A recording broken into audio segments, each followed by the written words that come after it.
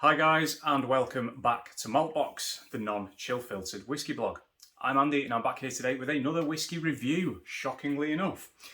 The whiskey that I have today is a distillery that I've not covered on the channel before. It's not for any particular reason, other than I don't really buy much of it. Their range is very popular.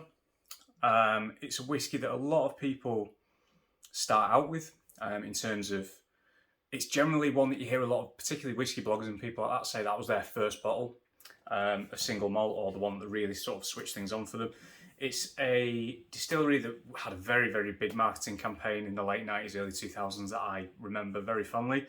The Glen of Tranquility, should give you a bit of a hint there.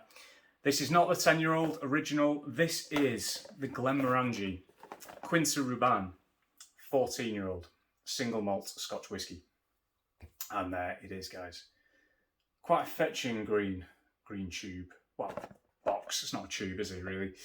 So, something a little bit interesting, I suppose, to start off with about the 14-year-old Quinta Ruban from Glenmorangie. First things first, it used to be a 12-year-old. So they've actually made it older, which is kind of the opposite of what's been going on in the last sort of 10 years in Scotch whisky, where things have gone from a 12-year-old to a no age statement, or a 10-year-old to a no age statement, or a 12-year-old to a 10-year-old. Look at old Pulteney, a 21-year-old to an 18-year-old, a 17-year-old to a 15-year-old. This has gone the other way. So this is now 14 years old. What I do like about this one as well is it says right there, non-chill filtered, which isn't something that you see very often on a Glenmorangie. I believe, I could be wrong, but I believe it's natural colour as well. Now, the 14-year-old Quinta Ruban is so named as it is being finished in ruby port casks. So it was initially ex-bourbon, which is kind of Glenmorangie's style.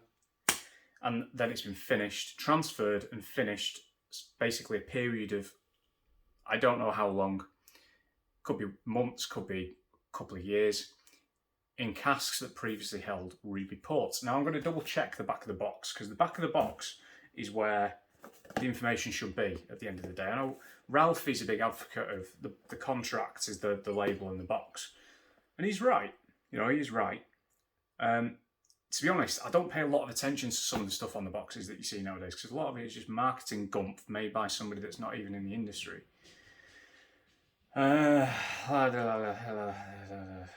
don't know.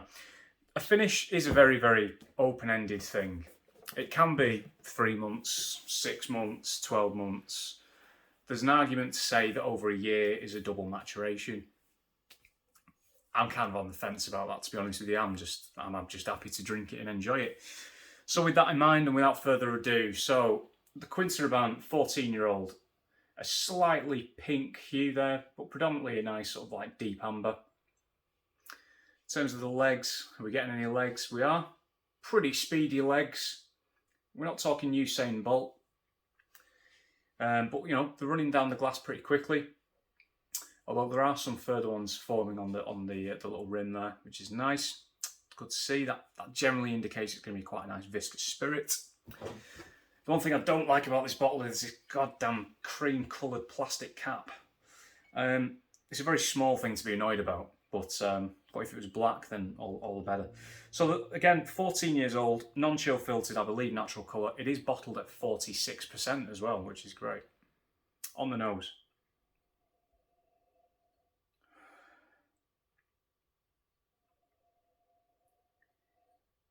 So, initial impressions. Okay, so we've got a bit of raisin in there, we've got some sultanas, a little bit of, I guess you could say, Christmas cakey kind of things, but not to the extent of a sherry dram like Glenfarclas, for example. I'm talking about the fruits that go into it more than anything.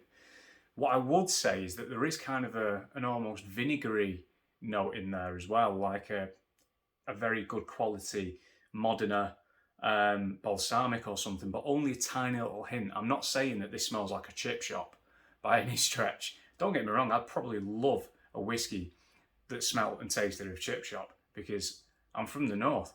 I love a good chip shop. A little bit of chocolate,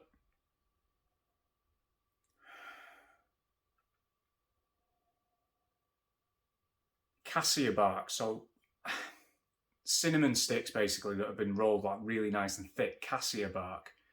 There's also some pepper in there, a little bit of black pepper. Probably white pepper actually, I take that back, it's more white pepper than black pepper. It's less hot and more kind of aromatic. A bit of coffee, and also a red wine, which I know is going to sound really obvious. Yes, it's been finished in ruby port, but I'm talking like a really deep kind of very tannic, dry red wine, which is the opposite of a ruby port. Also a touch of vanilla now that I'll go back to it, which will be driven by that initial ex-bourbon maturation. Very interesting. Before I move on to the palate, I picked this up at the Jeff Bezos Foundation Fund, known as Amazon. He's in space now at the minute, you know, I mean, he's paying his workers an absolute pittance, and there's people that are homeless all over the world. It's all right, you know, billionaires just going up to space for a bit of a holiday. Sorry. I picked this up from his shop, which I will be using less. I have already said that I very rarely use it as it is in terms of whiskey purchases, and I do encourage you to support your local whiskey retailer. The only reason I bought it from them is 36 quid on a limited time deal. Now, usually this retails at about 45 quid.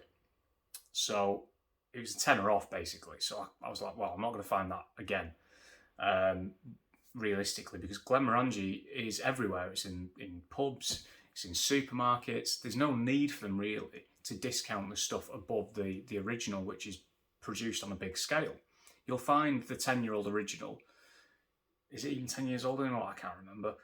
You'll generally find it in Tesco, Asda, Sainsbury's on offer for 25 quid or something. It's pretty consistently at 25 quid.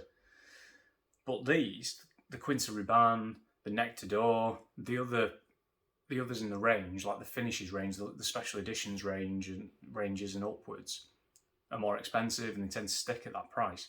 They do also do that thing that a lot of distilleries are doing at the minute by releasing limited editions. They are limited, but if you do it often enough, they don't become limited anymore.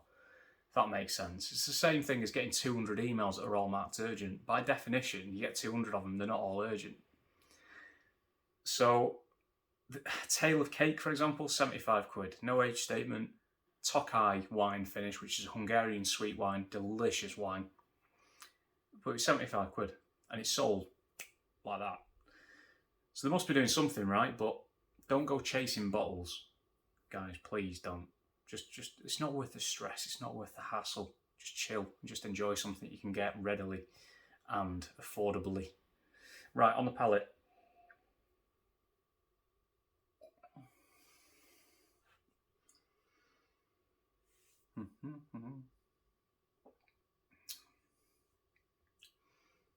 The mouthfeel's alright, not as thick as I would have expected. Initially, lovely big spicy hit. At the side of the mouth, there's a really nice kind of red, kind of cranberry sauce sweetness. We've got a little bit of chocolate in there again. We've got milky coffee in there. I'm a personal advocate of an oat milk flat white. We've got some brown sugar. We've got a little bit of that pepper again. I would argue now that it's more black pepper than white pepper that we found on the nose.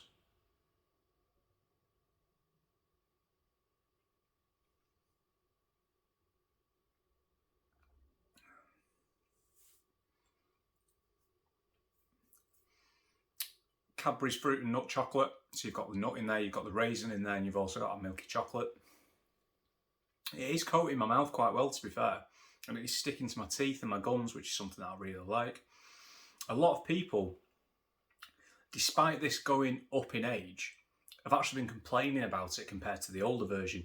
I had the older version years ago. It's been years and years and years, and I'm not talking 3 years. I'm talking more than that since I've tried it. And the amount of whiskies I've tried between then and now, I can't even remember it, so I can't really comment. I think this was actually relaunched in 2019, possibly 2020. Oops, dropped the box. So I can't actually comment as to how the old one tasted, to be honest, anymore. But to be honest, I'm enjoying it. I am enjoying it. I'll say it. I'm enjoying it really very much. My wife has been drinking this with me, and she's absolutely loving it. I think it's right up her street. It's got a little bit of that sort of chocolatey note in there, quite soft. Also, it's quite sweet. She does actually like quite a lot of the same whiskies as me now, which is great because it means that I can not feel guilty about taking a bottle upstairs and polishing half of it off with somebody else. So, I mean, you're always going to get a lighter style of spirit from Glenmorangie because they've got the tall neck stills that basically enhance that light, floral, vanilla-led kind of profile that they have. And I think the finish in the Ruby Port gives it that depth. It gives it that little extra bit of sweetness, that little bit of body that I think Glenmorangie can sometimes lack.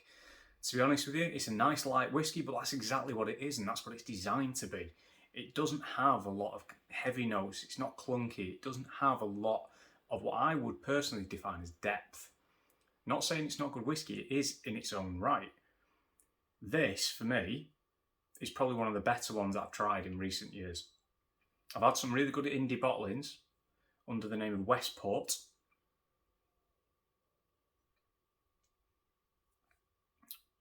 Bit of tobacco going back onto the nose there. So Westport is the independent bottler name for Glenmorangie, basically.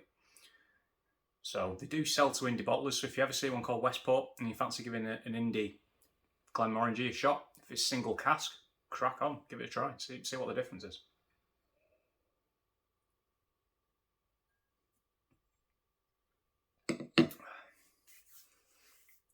On the finish, a nice level of what I would define as dryness. It's becoming drier as time goes on. A little bit of spice. We've got that sweetness in there, but it's not overbearing. That dryness keeps it in check. And you've got some of those red fruits in there again as well. Overall, I don't regret that at all, and I probably will buy another at some point. I do quite like that. I do quite like that. So, with that in mind, guys, I'm going to box it off now. Thanks for watching. If you're on social media, Maltbox, Twitter, I'm at Maltbox. I've done it again. That's twice in a row. Instagram at Maltbox Whisky, and I'm on maltboxwhisky.com as well. So, thanks, guys, for watching, and I will see you soon.